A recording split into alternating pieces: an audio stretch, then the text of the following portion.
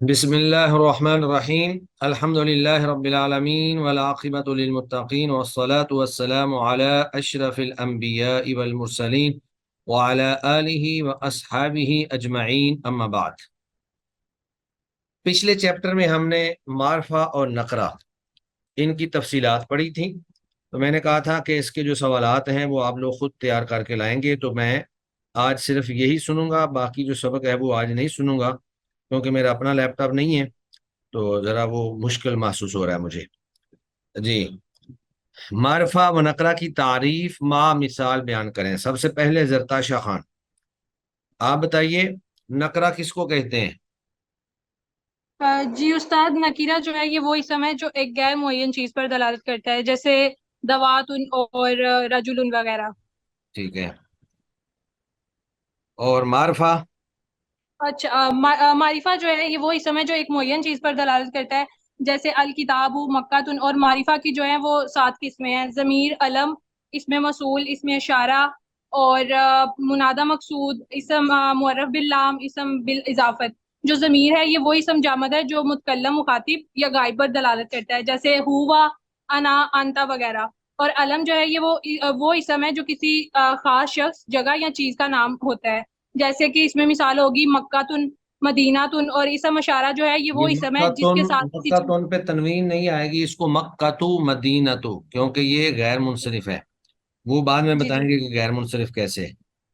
جی، مکہ تو، مدینہ تو۔ اور اسم اشارہ جو ہے یہ وہ اسم ہے جس کے ساتھ کسی چیز کی طرف اشارہ کیا جاتا ہے، جیسے کہ ذالکا، ھذا وغیرہ۔ اور اسم موصول جو ہے یہ وہ اسم ہے جو صلہ اور عائد کے بغیر کسی جملے کا جزو نہیں بن سکتا ہے، جیسے کہ اللہ تی۔ اور پھر منادہ مقصود جو ہے یہ وہ اسم نکرہ ہے جس کی حرف ندا کے ذریعے جو ہے تعین مقصود ہوتی ہے، جیسے کہ یا راجلو۔ اور پھر معرف باللام جو ہے یہ وہ اسم ہے جس پر الف لام جو ہے تعریف کے لیے داخل کیا جاتا ہے، جیسے الکتاب اور راجلو وغیرہ۔ اور پھر جو آخری ہے وہ ہے معرف بالاضافت۔ یہ وہ اسم ہے جو باقی 5 اسماء ہیں، جو باقی 5 ٹائپس نے بھی بتائی ہیں، ان میں سے کسی ایک کی باقی طرف پانچ، مضاف ہوتا ہے۔ باقی پانچ نہ کہیں، اوپر بیان کیے گئے 5۔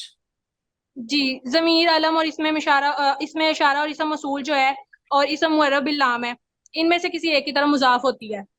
ٹھیک ہے، چلیں ٹھیک ہے، ماشاء اللہ۔ جی ایمن عبداللہ، آپ بتائیے معرفہ کس کو کہتے ہیں اور اس کی کتنی اقسام ہیں، بتا سکتی ہیں آپ؟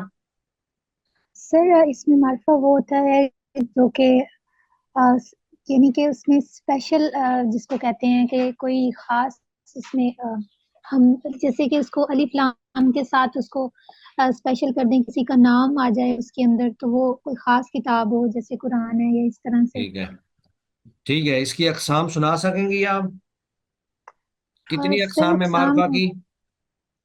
اقسام سر مجھے بھی نہیں چلیں پڑھے کوئی نہیں بات ہے وہ نہیں، بھی۔ ٹھیک ہے کوئی بات نہیں۔ جی آگے حمنہ ضیاء، آپ سنائیے معرفہ کی کتنی اقسام ہیں اور کون کون سی ہیں؟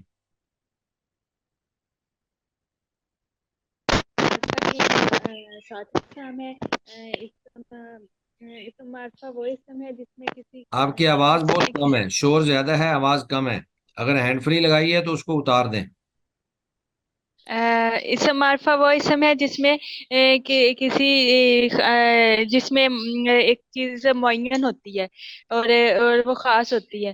اور جو اس کی اقسام ہے، اسم معرفہ کی اقسام ہے: ضمیر، اسم ضمیر، اسم ضمیر وہ اسم ہے، وہ اسم جو متکلم، غائب اور مخاطب کی طرف دلالت کرے، جیسے آنا، انتا، ہوا۔ اور اسم علم وہ اسم ہے جس میں جو کسی خاص شخص، جگہ یا چیز کا نام ہو، جیسے امورا، داہی سن۔ اور اسم اشارہ وہ اسم ہے جس میں کسی چیز کی طرف اشارہ کیا جائے، جیسے ھذا۔ اور اسم موصول وہ اسم ہے جس سے جو صلہ اور عائد کے بغیر کے جملے کا جزو نہ بن سکے، جیسے اللہ زی، اللہ تی۔ اور اسم معرف باللام وہ اسم ہے جس میں معرف باللام، اس کو معرف باللام کہتے ہیں، معرف باللام نہیں، معرف باللام۔ معرف باللام وہ اسم ہے جس میں الف لام برائے تعریف، اور جیسے الکتاب و الراجل، اور معرف بالاضافت جس میں مذکورہ بلا تمام باتوں میں سے کسی کی طرف مضاف کیا گیا ہو، جیسے حاذا الکتاب، اور مناوا مقصود وہ اسم ہے جس میں منادا، منادا. ہر منادہ مقصود وہ اسم ہے جس میں حرف ندا ہو، جیسے یا راجلن۔ چلیں ٹھیک ہے ماشاء اللہ. جی آگے ہیں محمد فیصل مجید. جی شیخ صاحب السلام یہ علیکم۔ کوشچن نمبر 3 میں لکھا ہوا ہے کہ مندرجہ ذیل آیات کا ترجمہ کر کے ان میں مذکور اسماء معرفہ و نکرہ کی نشاندہی کریں. تو پہلی آیت جو ہے وہ ہے ان ھذا القرآن یہدی للتی ہی اقوم. تو آپ اس میں سے بتائیں کہ معرفہ کون سے ہیں اور نکرہ کون سے ہیں؟ ان حاض القرآن، ان جو ہے یہ جو نا معرفہ ہے، اور حاضہ بھی انا جو ہے یہ نہ معرفہ ہے نہ نکرہ ہے، کیونکہ یہ حرف ہے. حاضہ معرفہ ہے جی، حاذا معرفہ ہے، اور کیوں معرفہ ہے؟ چونکہ یہ جو اس کی طرف اس میں اشارہ، اس میں مطلب اس جو نا میں وہ اشارہ ہے ہے، نا جی۔ ٹھیک ہے. اور القرآن یہ معرفہ ہے یا نکرہ ہے؟ یہ معرفہ ہے، اس الف کی لام کیا آ گیا علامت جی، ہے؟ الف لام شروع میں مطلب جو نا ٹھیک وہ ہے. آ رہا ہے جی۔ آگے یہدی یہ فعل ہے، تو جی یہدی معرفہ فعل ہے، نکرہ اسم کی اقسام ہے، فعل کی نہیں ہے. جی آگے جی للتی، یہ للتی اصل للتی میں اللہ بالکل، دی ہے، تو یہ کیا اس چیز میں ہے؟ معرفہ اللہ، اس میں معرفہ، کیوں؟ معرفہ کی کیونکہ کون سی یہ قسم ہے؟ معرفہ کی قسم جس میں اللہ زی، اللہ تی ہاں یہ کیا نام ہے؟ یہ اسماء موصولہ ہیں. اسماء موصولہ جی۔ ٹھیک ہے. آگے ہیا، ہیا بھی مطلب جو نا یہ جیسے حاضہ ہیا، یہ بھی مطلب جو نا اس میں معرفہ ہے۔ یہ ہیا ضمیر ہے، حاذا تو اس میں اشارہ ہے، اور ہیا جو ہے یہ ضمیر ہے. چلیں ٹھیک ہے ماشاءاللہ. جی آگے محمد احسان الہی ظہیر، آپ بتائیے انا یوسف و ھذا اخی، اس میں سے کون کون سے اسماء معرفہ ہیں اور کون کون سے نکرہ ہیں؟ جی سر، اس میں جو ہے انا معرفہ ہے، یہ کیوں معرفہ ہے؟ یہ کون سی اشارہ قسم ہے؟ جی سر، یہ ضمیر ہے سر۔ ضمیر ہے، ٹھیک ہے. اور یوسف؟ جی سر، یوسف بھی معرفہ ہے سر، ٹھیک ہے. نام یہ ہے کون سر، سی قسم ہے؟ علم کی سر۔ علم ہے، ٹھیک ہے. اور ھذا، ھذا کیا ہے؟ ہاضا جی سر، یہ بھی معرفہ ہے، یہ یہ اس میں اس میں اشارہ اشارہ ہے، ہے سر۔ ٹھیک ہے. جی اور سر، اخی میرا بھائی. اخی جی سر، یہ بھی مضاف ہے نا سر، ہاں اخ مضاف ہے جی اور سر، یا ضمیر مضاف الیہ ہے. جی سر۔ چلیں ٹھیک ہے ماشاء اللہ. جی آگے ہیں رقیہ ظہیر، آپ بتائیے الحمدللہ رب العالمین، اس میں کون کون السلام سے علیکم معرفہ سر۔ ہیں؟ وعلیکم السلام جی ورحمۃ. الحمد، الف لام شروع میں، ٹھیک ہے. للہ، للہ اللہ تعالیٰ کا نام، ہاں تو یہ کیا اور ہے؟ اللہ کا نام معرفہ ہے یا نکرہ ہے؟ معرفہ، معرفہ اس ہے. میں معرفہ معرفہ کی کون سی جی، قسم ہے؟ آم، لام نہیں، آپ کہنا یہ علم ہے، یعنی ایک جی مخصوص شخصیت یا ذات کا نام ہے. جی جی، اس علم. میں علم جی، ہاں. اور عالمین، العالمین، رب، رب، یہ بھی رب کیا ہے؟ رب معرفہ ہے یا نکرہ ہے؟ رب العالمین، یہ معرفہ ہے، صرف لفظ رب کو بتائیں. العالمین تو الف لام کی وجہ سے معرفہ ہے نا، اور رب رب معرفہ نہیں ہے، ترجمہ کر کے بتائیں. معرفہ تو ہے لیکن کیوں ہے، اس کی وجہ بتائیں نا. جی جی، الحمدللہ رب العالمین، تمام کل تعریف ہے اللہ تعالیٰ کے لیے جو تمام جہانوں کا پالنے والا ہے۔ جی کر سکتے. سب کی سمجھ نہیں آ رہی۔ چلیں ٹھیک ہے ماشاءاللہ. جی آگے ہیں شاہد احمد، آپ بتائیے اولئک هم المفلحون. السلام علیکم سر۔ وعلیکم السلام ورحمۃ اللہ. سر اولائے کا تو مجھے پتہ نہیں چل رہا، لیکن ہم ضمیر ہے اور المفلحون الف لام کی وجہ سے ہاں معرفہ یہ ہے۔ اولئک اولائے کا جو میرے ہے، خیال ہاں اولئک اس میں اسم اشارہ ہے، موصول اسم اشارہ جی سر. ٹھیک ہے. اور ہم ضمیر وہ بھی معرفہ، اور المفلحون یہ ال کی جی وجہ سر سے. ہاں دونوں معرفہ ہیں، ہم دونوں معرفہ المفلحون. ہیں. چلیں ٹھیک ہے. آگے طوبہ اکبر آپ بتائیے. اور ربنا آتینا فی الدنیا حسنتن یہاں تک بتا دیں. ربنا. سر ربنا میں رب، ہاں ٹھیک ہے. جی رب ہے، اسم اسم معرفہ ہے. ٹھیک ہے. اس میں دنیا میں دنیا ہے الف لام کی وجہ سے. ٹھیک ہے. اور اسم معرفہ. حسنتن. حسنتن سر یہ معرفہ ہے یہ اسم نکرہ ہے؟ معرفہ نکرہ ہے سر، ہاں یہ نکرہ ہے، یعنی کوئی بھی نہیں. گول تا کی وجہ سے. ہاں ٹھیک ہے. نہیں گول تا کی وجہ سے نہیں، بس ویسے ہی کی وجہ سے اسم ہے. معرفہ کی کوئی اس میں علامت نہیں پا رہی. تنوین جو ہے وہ اس کی علامت ہے، زیادہ سے زیادہ کہہ سکتے. چلے ٹھیک ہے، ماشاءاللہ، بارک اللہ فیکم. بسم اللہ الرحمن الرحیم. اسم کی مختلف اعتبار سے مختلف اقسام تھیں، جن میں سے معین اور غیر معین ہونے کے اعتبار سے معرفہ اور نکرات دو قسمیں ہم نے پڑھ لی ہیں، جبکہ جنس کے اعتبار سے جو دو قسمیں ہیں وہ مذکر اور مؤنث ہیں. جنس کے اعتبار سے مذکر اور مؤنث، یعنی اسم جو ہے وہ مذکر بھی ہوتا ہے اور مؤنث بھی ہوتا ہے. تو یہاں پر ضروری نہیں ہے کہ جو اسم مؤنث ہے وہ کسی مؤنث کا ہی نام ہو، وہ کسی مذکر کا بھی نام ہو سکتا ہے، لیکن اس میں پائی جانے والی علامات کی وجہ سے وہ اسم جو ہے مؤنث ہی قرار پائے گا. تو یہاں دیکھیں مذکر اور مؤنث. جنس کے اعتبار سے اسم کی دو قسمیں ہیں، مذکر اور مؤنث. تو یہ اسم کی دو قسمیں ہیں، مذکر اور مؤنث. اب یہاں پہ مذکر کی کیا تعریف ہے؟ ما خلا عن علامات التانیث. مذکر وہ اسم ہے جس میں تانیث کی علامت لفظاً و تقدیراً نہ ہو.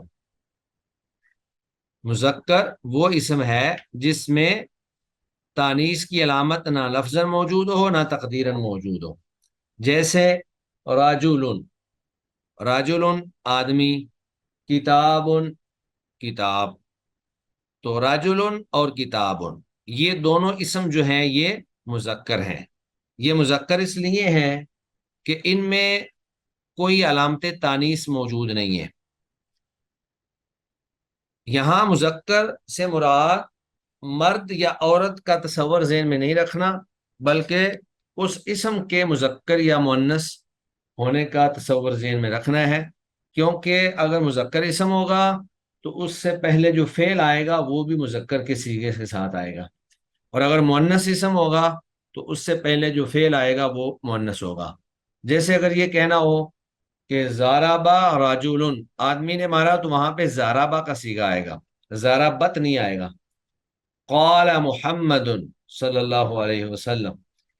اور جب اسم مؤنث ہو تو پھر صیغہ بھی مؤنث کا ہو جاتا ہے. جیسے زارابت عائشہ، یا زارابت امراۃ فلان، عائشہ نے مارا یا فلاں کی عورت نے مارا. اسی طرح آپ قالا کا صیغہ جب لائیں گے، قالت ام سلمہ، ام سلمہ رضی اللہ تعالی عنہا نے فرمایا. تو جیسا اسم ہوگا ویسا ہی اس کے ساتھ فعل آ جائے گا. اگر اسم جو ہے وہ مذکر ہے، یعنی فاعل مذکر ہے، تو اس کا فعل بھی مذکر ہوگا، اور اگر فاعل مؤنث ہے تو اس کا فعل بھی مؤنث ہوگا. تو یہ اسم کی مذکر کی تعریف ہے ما خلا عن علامات التانیث. مذکر وہ اسم ہے جو علامات تانیث سے خالی ہو، نہ اس میں کوئی لفظی علامت ہو اور نہ ہی اس میں کوئی تقدیری علامت ہو. دوسرا ہے مؤنث. مؤنث وہ ہے ما فیہ علامت التانیث لفظا او تقدیرا. مؤنث وہ اسم ہے جس میں لفظاً یا تقدیراً تانیث کی علامت پائی جائے. اب لفظاً سے مراد تو یہ ہے کہ وہاں پر الفاظ میں کوئی علامت ہوگی. وہ تائے تانیث بھی ہو سکتی ہے، اور وہ الف مقصور بھی ہو سکتا ہے، اور اسی طرح الف ممدود بھی ہو سکتا ہے، جس طرح ہم ابھی آگے پڑھیں گے. تو لفظی علامتیں تو یہ تین ہیں.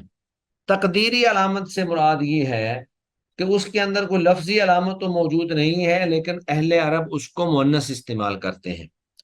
اب یہاں پر جو دو مثالیں دی گئی ہیں ان میں سے پہلی مثال ہے امراۃن۔ امراۃن کا معنی ہے عورت، تو اس کے اندر تو لفظی مثال آ گئی، تانیث جو ہے تانیث کی تا آ گئی، جبکہ دوسری مثال ہے ارضن، زمین۔ تو یہ جو ارضن ہے، ارضن اس میں بظاہر لفظی طور پر کوئی علامت موجود نہیں ہے، لیکن اس کو اہل عرب مؤنث استعمال کرتے ہیں، ارضن کو اہل عرب مؤنث استعمال کرتے ہیں، لہذا ہم کہیں گے کہ اس کے اندر تقدیری علامت موجود ہے، اس کے اندر تقدیری علامت موجود ہے۔ اور پھر آگے کچھ قواعد بھی ہیں کہ بعض چیزیں ایسی ہیں جن کو اہل عرب جو ہے وہ مؤنث استعمال کرتے ہیں، وہ ساری تفصیلات آگے آ رہی ہیں، وہ ہم انشاءاللہ دیکھتے ہیں۔ اس کے بعد پھر آگے ہے علامات تانیث، تین ہیں، یعنی لفظی علامات تانیث جو ہے وہ تین ہیں جو لفظوں کے اندر موجود ہوتی ہیں۔ ان میں سے سب سے بڑی علامت جو ہے وہ ہے تائے تانیث مدورہ۔ تائے تانیث مدورہ، مدورہ کا معنی ہوتا ہے گول تا، ایک لمبی تا ہوتی ہے وہ بھی تائے تانیث ہوتی ہے، اور ایک گول تا ہوتی ہے اس کو بھی تائے تانیث ہی کہتے ہیں۔ تو تائے تانیث مدورہ یہ بھی تانیث کی علامت ہے، تا ہوگی مؤنث کی علامت ہوگی اور گول ہوگی، گول تا۔ اس سے مراد جس اسم کے آخر میں تائے تانیث مدورہ ہو، جس اسم کے آخر میں تائے تانیث مدورہ ہو وہ اسم مؤنث ہوتا ہے، وہ اسم مؤنث ہوتا ہے، خواہ اس کا استعمال مذکر کے لیے ہو، مثلا طلحۃ۔ اب یہ دیکھیں طلحہ یہ مردوں کا نام ہے، مذکر کے نام ہے، لیکن اس کے آخر میں جب تائے تانیث آ گئی ہے تو اس اسم کو بطور لغت کے مذکر نہیں بلکہ مؤنث کہا جائے گا، طلحۃ۔ یہ علامت اسماء جامدہ اور صفات دونوں میں پائی جاتی ہے۔ اسماء جامدہ سے مراد ایسے اسماء ہیں جو نہ خود کسی سے نکلے اور نہ اس سے کوئی اسم نکلے۔ اسم کی ہم ایک تعریف پڑھیں گے انشاءاللہ، جامد، مصدر اور مشتق۔ جامد وہ ہوتا ہے جس سے نہ کوئی اسم نکلے اور نہ وہ کسی سے نکلے، جیسے طلحہ ہے، اور مصدر وہ ہوتا ہے جس سے کئی ایک چیزیں نکلیں، جیسے ناصر سے ناصر، اور مشتق وہ ہوتا ہے جو مصدر سے نکالا گیا ہو، تو وہ ہم انشاءاللہ آگے پڑھیں گے۔ تو یہ علامت جو ہے یعنی تائے تانیث کی جو علامت ہے یہ ایک تو اسماء جامدہ کے آخر میں ہوتی ہے، اور دوسرا صفات میں بھی پائی جاتی ہے، یعنی ایسا اسم جس میں کسی چیز کی صفت پائی جاتی ہے، جیسے آپ کسی کو کہہ لیں حسینتن خوبصورت عورت، جمیلتن خوبصورت عورت، یا مقتولتن قتل کی گئی عورت، مضروبتن ماری گئی عورت، مکتوبتن لکھی گئی، تو یہ صفات میں بھی پائی جاتی ہے۔ اور قیاساً اسم فاعل، صفت مشبہ اور اسم مفعول وغیرہ کی تانیث بناتے ہوئے ہر ایک کے آخر میں لگائی جاتی ہے، یعنی قیاساً قاعدے کے اعتبار سے، لغوی اعتبار سے، قیاساً قاعدے کے اعتبار سے اسم فاعل یا صفت مشبہ۔ اسم فاعل کی گردان ہم نے قواعد الصرف میں پچھلے سمیسٹر میں پڑھی تھی، جیسے ناصر، ناصران، ناصرون، ناصراتن، تو ناصرتن یہ اسم فاعل کی گردان ہے۔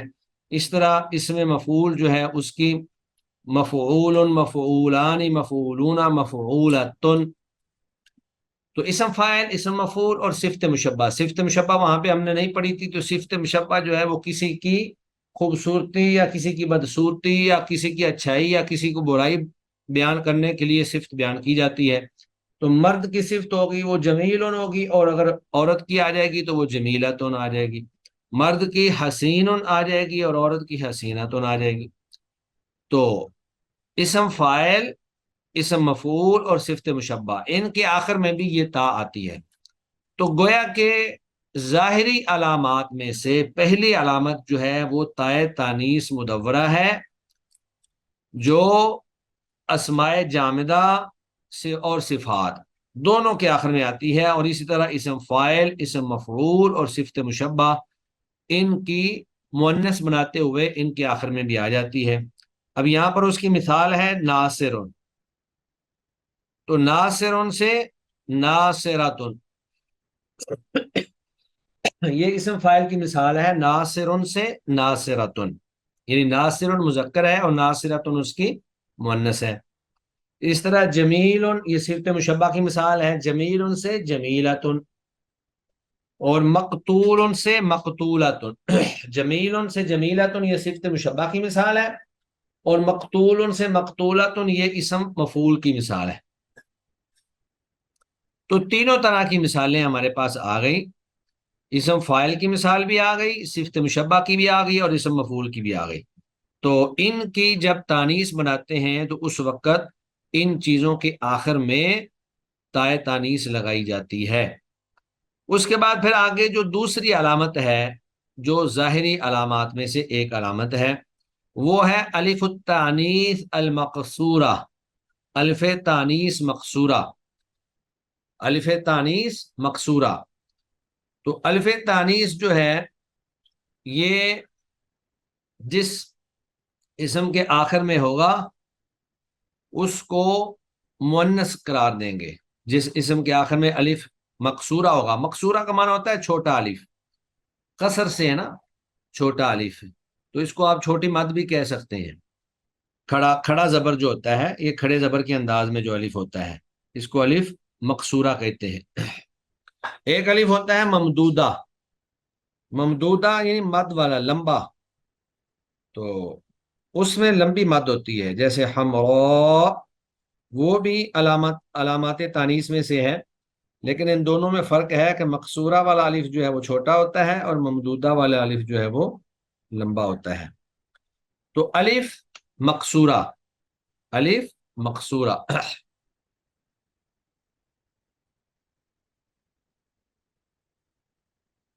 جس اسم کے آخر میں الف مقصورہ زائدہ برائے تانیث ہو، جس اسم کے آخر میں الف مقصورہ زائدہ برائے تانیث ہو،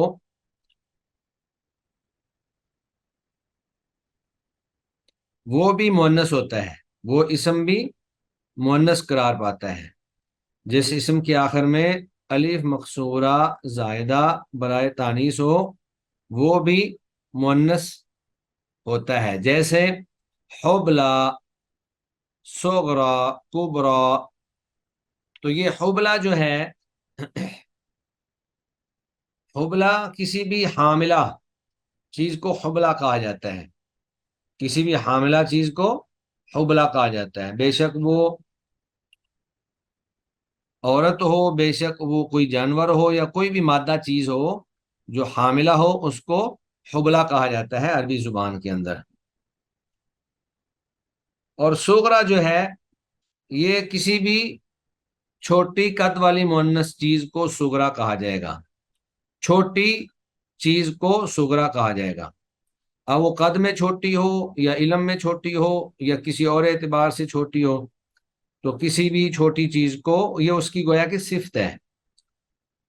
پھر اس کے بعد آگے ہے اسم تفضیل کی مؤنث۔ تو اسم تفضیل کی مؤنث آپ نے، اسم تفضیل جو ہے وہ پڑھا ہوا ہے کہ افعالو کے وزن پر آتا ہے، افعالو، افعلان، افعلون، افعائل، افعیل، اور پھر اس کے جو مؤنث کے صیغے آتے ہیں وہ فعلا، فعلیان، فعلیات، فعال، فعیلا، یہ ہم قواعد الصرف کے اندر پڑھ چکے ہیں۔ تو اسم تفضیل کی مؤنث الف مقصور لگانے سے بنتی ہے، اسم تفضیل کی جو مؤنث ہے وہ الف مقصور لگانے سے بنتی ہے۔ جیسے احسن سے حسنا، احسن سے حسنا۔ اس کے بعد دوسرا الف ہے جس کو الف ممدودہ کہا جاتا ہے۔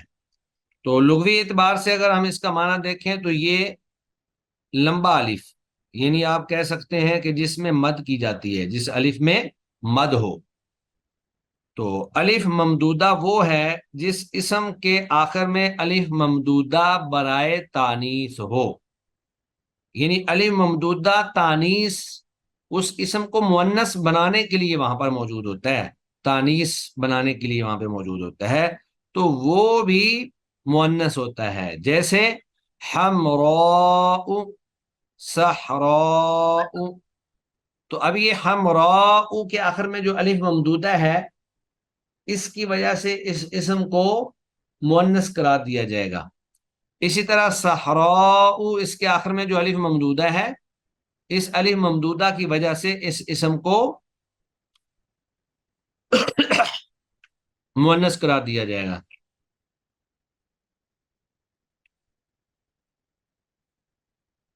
اس کے بعد آگے فرماتے ہیں کہ جو صفت مشبہ افعال کے وزن پر ہو، جو صفت مشبہ افعال کے وزن پر ہو اس کی مؤنث ہمیشہ الف ممدودہ لگانے سے بنتی ہے، جیسے ابیض۔ اب یہ ابیض جو ہے یہ صفت مشبہ کا صیغہ ہے، جبکہ اس کی جب مؤنث بنائیں گے تو وہ بن جائے گی بیضاء۔ وہ کیا بن جائے گی؟ بیضاء۔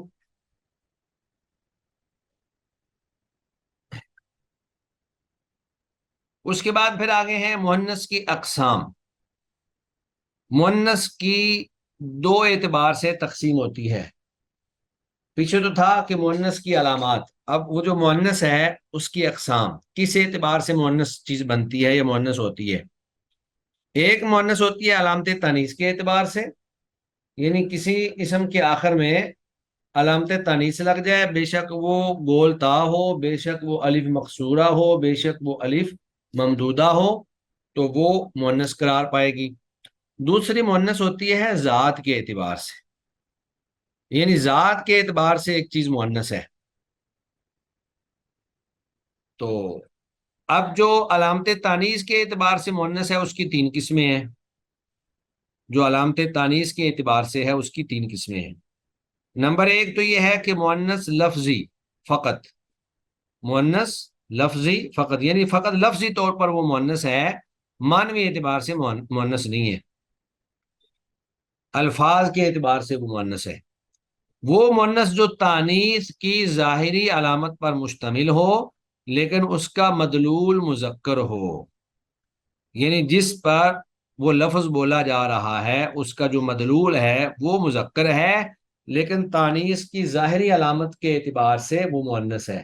اب وہ ظاہری علامت جو ہے وہ گول تا بھی ہو سکتی ہے، الف مقصورہ بھی ہو سکتا ہے اور الف ممدودہ بھی ہو سکتا ہے، جیسے حمزہ۔ اب دیکھیں حمزہ، حمزہ جو ہے یہ مذکر کا نام ہے، مدلول مذکر ہے جس پر حمزہ کا نام بولا جا رہا ہے۔ اس طرح اسامہ تو یہ بھی مذکر ہے، زکریا اس پہ الف ممدودہ کی علامت ہے، یہ بھی مذکر ہے۔ تو یہ تینوں مردوں کے نام ہیں، پیچھے ہم نے طلحہ پڑھا تھا وہ بھی مرد کا نام ہے۔ تو یہ سارے نام جو ہیں مردوں کے، جو مردوں پر مذکر پر مدلول دلالت کرتے ہیں، لیکن چونکہ ظاہری اعتبار سے دیکھنے میں ان کے آخر میں گول تا لگی ہوئی ہے لہذا ہم ان کو مؤنث لفظی کہیں گے، مؤنث لفظی، یہ فقط مؤنث لفظی ہے۔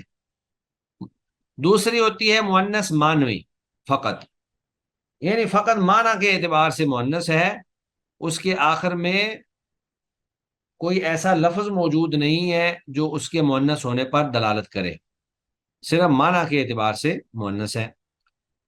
وہ مؤنث جو ظاہری علامت تانیث سے خالی ہو، اوپر تھا مؤنث لفظی فقط، یعنی اس میں صرف لفظوں میں علامت موجود ہے، لیکن جو مؤنث معنوی فقط ہے یہ بھی مؤنث لیکن یہ ظاہری علامت سے خالی ہے، جیسے زینب۔ اب زینب اس کے آخر میں کوئی علامت نہیں ہے، نہ گول تا ہے، نہ الف ممدودہ ہے، نہ الف مقصورہ ہے۔ اسی طرح سعاد، اس کے آخر میں بھی نہ گول تا ہے، نہ الف ممدودہ ہے، نہ الف مقصورہ ہے، یعنی کوئی ظاہری علامت موجود نہیں ہے، لیکن یہ دونوں نام خواتین کے ہیں، عورتوں کے نام ہیں، زینب بھی عورت کا نام ہے اور سعاد بھی عورت کا نام ہے وغیرہ۔ اور اسی طرح اور عین، رجل، بئر وغیرہ، یہ جو ہے ان کے آخر میں بھی کچھ نہیں ہے، نہ گولتا ہے، نہ علی ممدودہ ہے، نہ علی مقصورہ ہے۔ تو عین چشمے کو کہتے ہیں، رجل پاؤں کو، اور بئر کنویں کو۔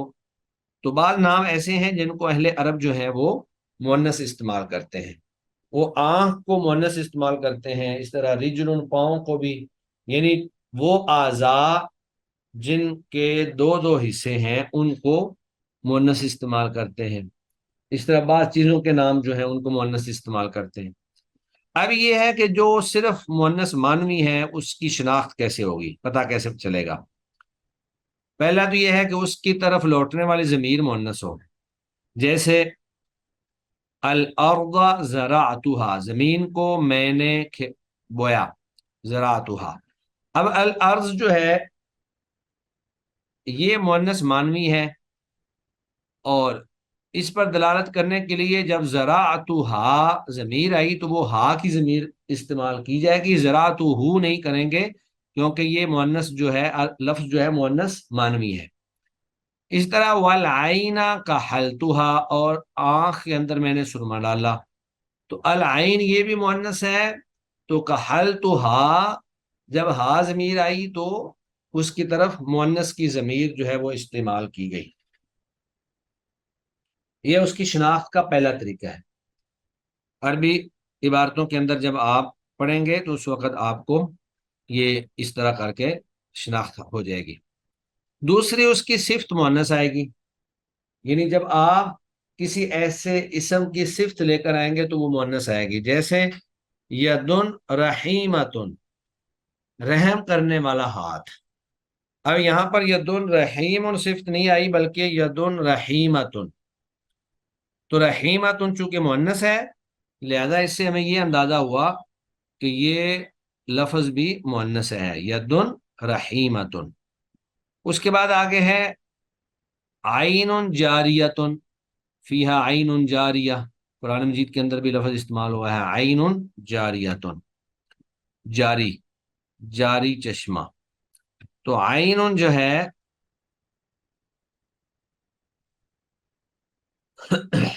یہ بھی مؤنث ہے، اور یہ بھی مؤنث مانوی ہے فقط، اور اس کی جب صفت مؤنث آ گئی تو ہمیں اندازہ ہو گیا کہ یہ لفظ جو ہے یہ مؤنث ہے۔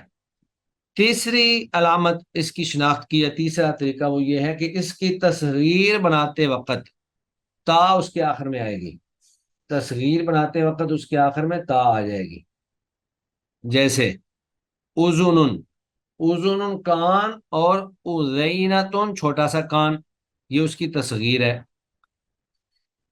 اسی طرح عین، عین چشمہ یا آنکھ، عینتن چھوٹی سی آنکھ یا چھوٹا سا چشمہ۔ تو مؤنث مانوی فقط، مؤنث مانوی فقط جس میں علامت مؤنث موجود نہیں ہے، اس کو پہچاننے کے تین طریقے ہیں۔ پہلا طریقہ تو یہ ہے کہ اس کی طرف لوٹنے والی ضمیر جو ہے وہ مؤنث ہوگی، جیسے الارض زرعتها، یا پھر اس کی صفت جو ہے وہ مؤنث آئے گی جیسے یدن رحیمتن، یا پھر اس کی تصغیر بناتے وقت اس کے آخر میں تا آ جائے گی، جیسے اذن سے ازینتن اور عین سے عینتن۔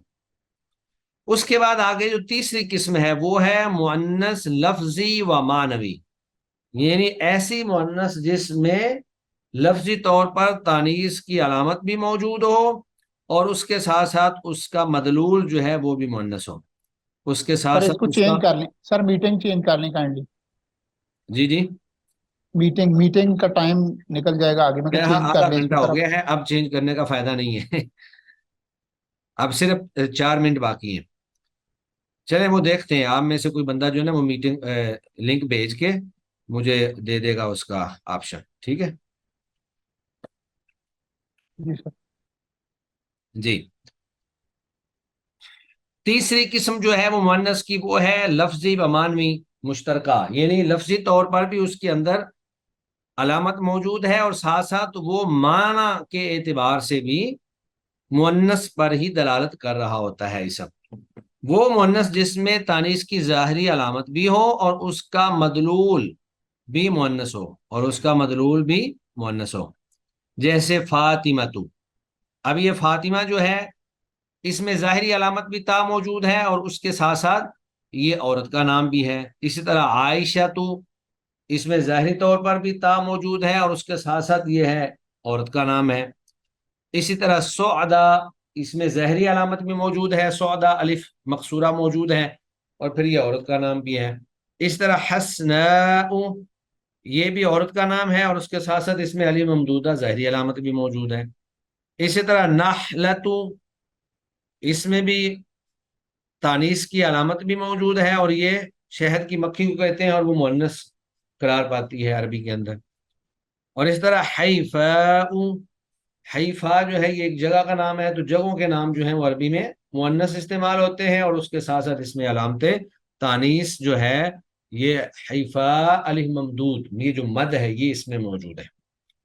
اور اسی طرح اسدۃ شجرۃ دنیا، یہ تو ہے مؤنث کے اعلام، اور اسدۃ شجرۃ دنیا، ان کے اندر جو ہے اسدۃ میں تا اور شجرۃ میں تا، اور اس طرح دنیا، یہ جو یا ہے یہ گویا کہ الف مقصورہ ہی ہے، اس کو یا لمبی کے ساتھ لکھ دیں یا الف کے ساتھ لکھ دیں.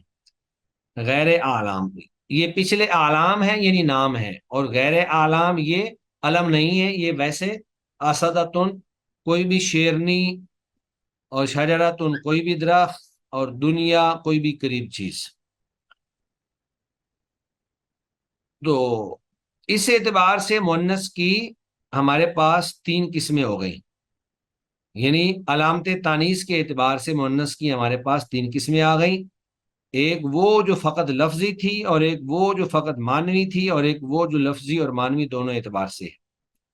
اب آگے اقسام ہیں ہمارے پاس ذات کے اعتبار سے. تو ذات کے اعتبار سے بھی مؤنث کی 2 قسمیں ہیں، ایک مؤنث حقیقی ہے اور ایک مؤنث غیر حقیقی ہے، یا اس کو مجازی کہتے ہیں.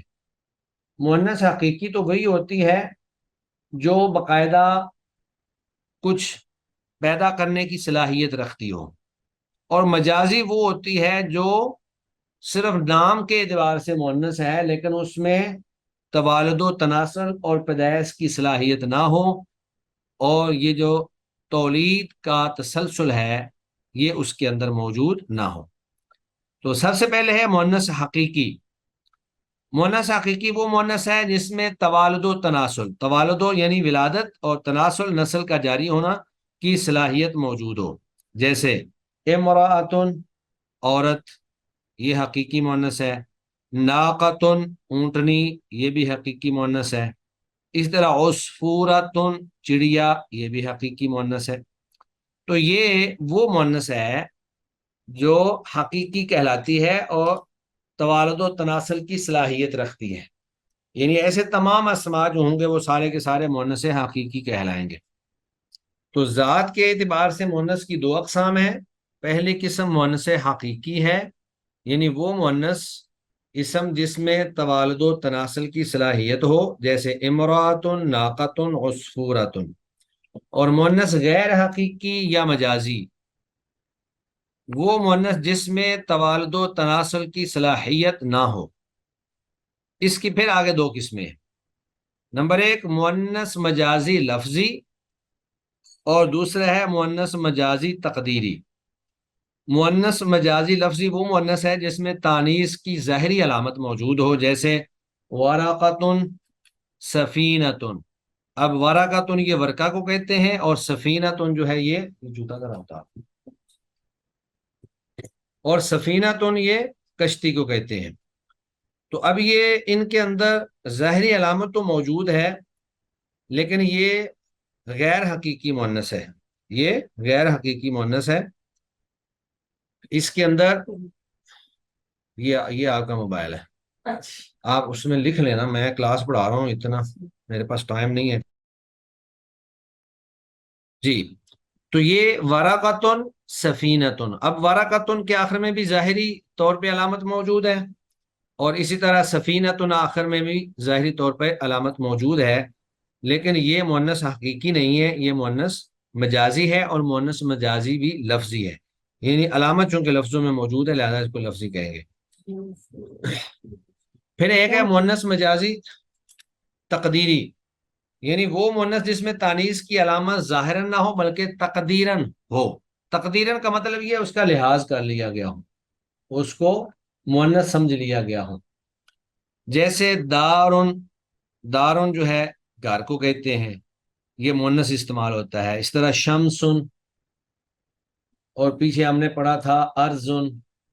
تو یہ سارے اسما جو ہیں یہ مؤنث استعمال ہوتے ہیں. اسے مؤنث سمائی بھی کہتے ہیں. سمائی اس لیے کہتے ہیں کہ یہ سنی سنائی مؤنث ہے، یعنی عربوں سے ہم نے سنا کہ وہ اس کو مؤنث استعمال کرتے ہیں، لہذا ہم نے بھی اس کو مؤنث مان لیا.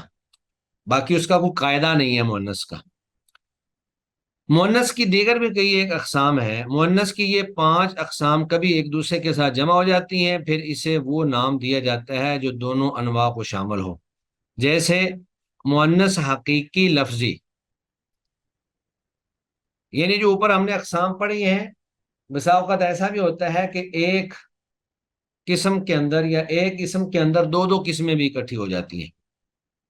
جیسے مؤنث حقیقی لفظی کبھی بن جائے گی، یعنی وہ مؤنث جس میں توالد و تناسل کی صلاحیت بھی ہو اور اس میں علامت تانیث بھی ہو. جیسے امرأۃ فاطمۃ سعدہ. کبھی جو ہے وہ مؤنث حقیقی مانوی ہو جاتی ہے، وہ مؤنث جس میں توالد و تناسل کی صلاحیت ہو اور اس میں تانیث کی ظاہری علامت نہ ہو. جیسے زینب، ہند، ام. پھر اسی طرح ایک ہے مؤنث مجازی لفظی، وہ مؤنث جس میں توالد و تناسل کی صلاحیت نہیں ہوتی لیکن اس میں تانیث کی ظاہری علامت ہوتی ہے. جیسے طاولۃ، ورقۃ، سفینۃ. طاولۃ ٹیبل، ورقۃ ورق، سفینۃ کشتی. پھر ایک بن جاتی ہے مؤنث مجازی مانوی، وہ مؤنث جس میں توالد و تناسل کی صلاحیت نہیں ہوتی اور نہ اس میں تانیث کی ظاہری علامت ہی ہوتی ہے. جیسے ارض زمین، رجل پاؤں، عین چشمہ، دار گھر، اور شمسن سورج. تو یہ علامات جو ہیں جو پیچھے ہم نے پڑھی ذات کے اعتبار سے اور پھر اس کے اندر علامت ہونے کے اعتبار سے، تو وہ ٹوٹل 5 تھیں. تو وہ آپس میں مکس ہو کر آ جاتی ہیں. کبھی حقیقی کے ساتھ ظاہری جو ہے وہ لفظی اکٹھی ہو جاتی ہے، یعنی حقیقی کے ساتھ لفظی آ جائے گی یا حقیقی کے ساتھ مانوی آ جائے گی. پھر آگے مجازی ہے تو مجازی کے ساتھ کسی لفظی آ جائے گی، کبھی اس کے ساتھ مانوی آ جائے گی. اس کے بعد آگے مزید مؤنث کی بحث جاری ہے، مؤنث سمائی کی شناخت. لیکن ہم آج کا لیسن جو ہے وہ اتنا ہی رکھتے ہیں چونکہ کافی گہرا لیسن ہو گیا ہے اور اس کے اندر کئی ایک اقسام آ گئی ہیں. تو آپ لوگ اتنا ہی کل یاد کریں. مؤنث سمائی جو ہے اس کی تقسیم ہم کل پڑھیں گے انشاءاللہ. تو آج گویا کہ ہم نے جتنا لیسن پڑھا ہے اس کا خلاصہ کلام اور اختصار یہ ہے کہ جنس کے اعتبار سے اسم کی 2 قسمیں ہوتی ہیں، ایک مذکر ہوتا ہے اور ایک مؤنث ہوتا ہے. مذکر وہ اسم ہے جو علامات تانیث سے خالی ہو، اور مؤنث وہ اسم ہے جو علامات تانیث جس کے اندر موجود ہوں. اب وہ جو علامات ہیں وہ 3 علامات ہیں. ان میں سے پہلی علامت جو ہے وہ تائے تانیث ہے، یعنی براہ راست تائے تانیث موجود ہو. اور دوسری علامت جو ہے وہ الف مقصورہ ہے، اور تیسری علامت جو ہے وہ الف ممدودہ ہے. تو ان تینوں میں سے کوئی علامت ایک اگر پائی جائے تو وہ اسم جو ہے وہ مؤنث قرار پائے گا، اور اگر ان میں سے کوئی بھی علامت نہ ہو تو پھر اس اسم کو مذکر کہیں گے، اس کے بعد پھر ہم نے علامت کے اعتبار سے پڑھا. تو علامت جو ہے وہ کبھی لفظی ہوتی ہے، صرف لفظی، کبھی صرف مانوی، اور کبھی لفظی اور مانوی دونوں طرح کی آ جاتی ہے. پھر اس کے بعد ہم نے ذات کے اعتبار سے مؤنث کی قسمیں پڑھی کہ کبھی مؤنث جو ہے وہ حقیقی ہوتی ہے، کبھی غیر حقیقی ہوتی ہے. اور اسی طرح ہم نے مؤنث کی ان تمام اقسام کو اکٹھا کر کے جو چیز ہمارے سامنے آئی وہ یہ ہے کہ کبھی حقیقی کے ساتھ لفظی مل جاتی ہے اور کبھی حقیقی کے ساتھ مانوی مل جاتی ہے. اور پھر آگے جو مجازی ہے تو مجازی کے ساتھ بھی کبھی لفظی مل جاتی ہے اور کبھی اس کے ساتھ معنوی مل جاتی ہے۔ تو آج کا ہمارا لیسن اتنا ہی ہے۔